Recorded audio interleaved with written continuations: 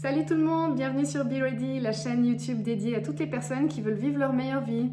Aujourd'hui, on poursuit notre série de vidéos sur le thème de la colocation. Après, vous êtes posé la question, est-ce que la colocation c'est fait pour moi? On va voir à présent comment faire pour que la colocation rime avec expérience fantastique et pas expérience catastrophique. Car en effet, il y a certaines astuces, certains trucs à connaître et certains pièges à éviter afin que cette expérience reste positive et un des meilleurs moments de votre vie. Alors à tout de suite pour le premier conseil. Alors tout d'abord, le premier conseil avant d'emménager dans une colocation, c'est surtout de parler des règles et de tout ce qui est défini pour que la colocation se passe de la bonne manière avant d'emménager. Pourquoi? Parce qu'une fois que vous aurez emménagé, ça sera beaucoup plus compliqué d'aborder certaines situations et surtout, il ne faut pas que vous vous retrouviez dans une situation où vous découvriez quelque chose auquel vous n'aviez pas pensé. Il ne doit pas y avoir de surprise, il faut juste que vous soyez prêt et que tout soit clair pour vous avant d'entrer dans une colocation. Alors, quelles sont les questions à aborder lors de la discussion autour des règles de colocation? Eh bien, il ne faut pas oublier des sujets qui sont pourtant basiques, mais qui peuvent parfois poser problème dans une vie en cohabitation. C'est notamment comment est-ce qu'on gère le ménage? Qui nettoie quoi? Quand? Comment? Comment est-ce qu'on gère le frigo? Est-ce qu'il y a des zones dédiées dans le frigo pour chaque personne ou est-ce que tout le monde partage tout ce qui se trouve dans le frigo? Est-ce qu'on a une cagnotte commune ou est-ce que chacun gère ses propres achats? Est-ce qu'il y a aussi des horaires à respecter et notamment par rapport à l'utilisation du bruit ou de la musique? Qu'est-ce qu'il doit être défini par rapport au bruit et à la gestion du bruit? Il faut aussi aborder un sujet qui est très important, c'est la gestion des invités. Qui doit être prévenu de quelle visite et quand et sous quelle forme, avec quelle modalité? Est-ce qu'on doit recevoir un accord avant d'inviter des amis ou de la famille à la maison? C'est très important d'être très au clair sur les règles de vie communes, notamment par rapport à la présence d'autres personnes dans la colocation. C'est essentiel pour que ça se passe bien et que personne n'ait l'impression d'être mis sous le fait accompli et que ça engendre des conflits.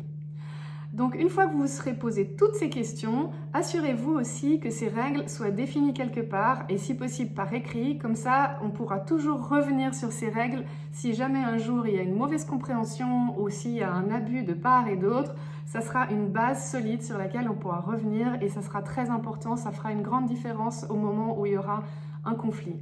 Donc posez toutes vos questions, documentez les réponses, mettez-vous d'accord peut-être sur une sorte de petite charte et là je vous encourage à faire, nous on avait fait ça, une petite charte de colocation où on s'était mis d'accord sur les règles de la vie commune et vraiment on avait inclus énormément de détails. Plus vous aurez mis de détails, moins vous aurez de situations qui seront un petit peu ambiguës à régler entre vous. Et puis, c'est vraiment la meilleure manière aussi de s'engager vis-à-vis des autres en disant que oui, je suis prêt à m'engager sur ces règles pour que tout se passe bien entre nous. Ça, c'était le premier conseil. Le deuxième conseil, c'est donc l'argent. L'argent, il faut savoir qu'on n'aime peut-être pas trop souvent en parler, mais c'est le premier sujet et la première cause de conflit dans les colocations à l'heure actuelle. Alors, il est essentiel de bien être au clair sur quelle est la partie financière de la colocation, comment on gère notamment le loyer, les charges, à quelle date on doit faire les paiements. Donc, c'est vraiment important de préciser ces dates. Comment est-ce qu'on gère aussi des frais communs, par exemple les abonnements Internet ou télévision, etc. Comment est-ce qu'on gère ces parties-là? Tout ce qui sera, plus ça sera clair et plus ça sera facile ensuite de pouvoir non seulement faire les paiements que vous devez faire, mais aussi vous assurer que si un jour il y a un problème, les personnes étaient au courant et qu'il n'y aura pas de mauvaise surprise. Ce qu'il faut aussi savoir, c'est que dans une colocation, s'il y a un des membres de la colocation qui ne paye pas son loyer, évidemment que les autres personnes vont devoir compenser, sans quoi le propriétaire pourrait décider d'expulser les personnes ou en tout cas mettre aux poursuites les membres de la colocation et c'est essentiel d'être vraiment très vigilant sur le respect des paiements et notamment des dates de paiement. Voilà, ça donc c'est le deuxième piège, en tout cas le deuxième élément sur lequel il faut être vigilant, c'est la gestion financière de l'argent. Maintenant, le troisième conseil, c'est vraiment de pouvoir aussi préserver l'espace de chacun. Colocation, ça ne veut pas dire fusion. on n'est pas forcément coloc et meilleurs amis, donc on doit aussi respecter à la fois l'indépendance et l'intimité des autres personnes et avoir aussi un endroit et des endroits où on peut être vraiment seul et se retrouver dans notre propre intimité. N'hésitez pas à parler de ce sujet avec les colocs en définissant clairement quelles sont vos limites à vous, quels sont les espaces que vous voulez avoir uniquement à vous et comment est-ce que vous pouvez gérer justement cette liberté individuelle au sein d'une collectivité. C'est très important de comprendre qu'une bonne coloc, ça rime avec liberté et pas avec fusion. On a des bons moments tous ensemble, mais c'est important que chacun garde des moments à lui et ça sera vraiment tout ça de gagner pour la durabilité de la colocation si chacun se sent aussi libre et n'est pas tout le temps soumis à la pression des autres personnes. Ça, c'est le troisième conseil que je pourrais vous donner. Nous allons voir maintenant le dernier conseil qui est très important. Donc le dernier conseil consiste à vraiment aussi ne jamais attendre avant d'aborder une difficulté ou un problème qui peut survenir dans la colocation. Un mini problème deviendra toujours tôt ou tard un gros problème s'il n'est pas communiqué et s'il n'est pas discuté. Donc je vous incite vraiment à en parler avec vos colocs dès qu'il y aura quelque chose qui peut survenir et qui pose problème ou qui n'est pas clair ou qui est source de frustration. C'est important de pouvoir en parler le plus vite possible et le plus tôt possible pour ne pas accumuler de rancœur. Et voilà, le piège, ça serait vraiment d'attendre et qu'un problème devienne de plus en plus important et après, en général, conduit parfois à l'arrêt de la colocation.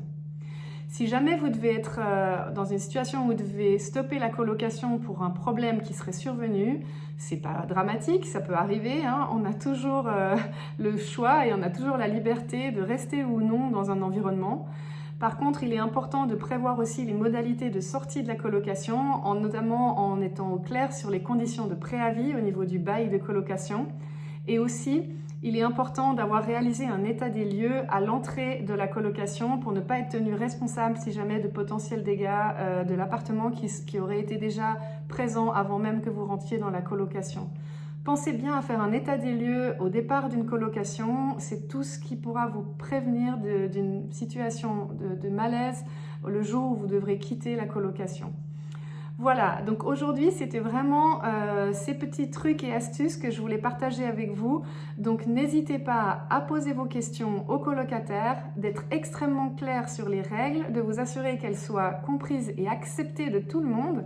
Et si possible de les documenter par écrit, comme ça vous pouvez tous signer cette sorte de charte de vie commune et ça sera tout ça de gagner lorsqu'il y aura des situations qui ne sont pas très claires, vous pourrez toujours revenir à ce document et en discuter en disant que ça avait été accordé par tout le monde et du coup ça mettra terme à certains conflits s'ils devaient exister.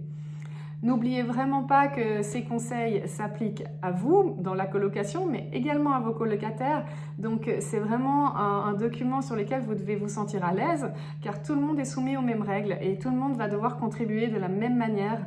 Donc c'est vraiment un document, c'est quelque chose de très sain, de très clair, et il est important de se sentir à l'aise avec ça. Voilà, ça c'était les petits trucs, astuces, et je vous souhaite une très bonne suite de journée. Je vous dis à très bientôt et je vous dis be ready!